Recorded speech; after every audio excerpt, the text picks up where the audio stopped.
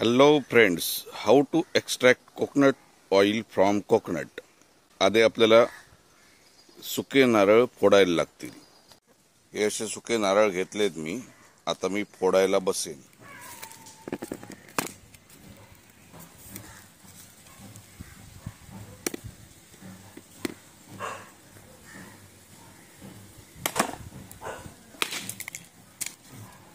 आता हा मी फोडलेला आहे नारळ. हा बघा. आता यात मला वाटी मिळेल. हा बघा. आणि हे मी जमवून ठेवतोय माझ्या बाजूलाच, माझ्या बेडवरच असे. आता हे नारळ मधनं दोन करायचे आणि वाळवायचे, आणि पक्के वाळले की मग ते गिरणीला लावायचे आणि त्यातून मग कोकोनट ऑइल मिळणार आपल्याला.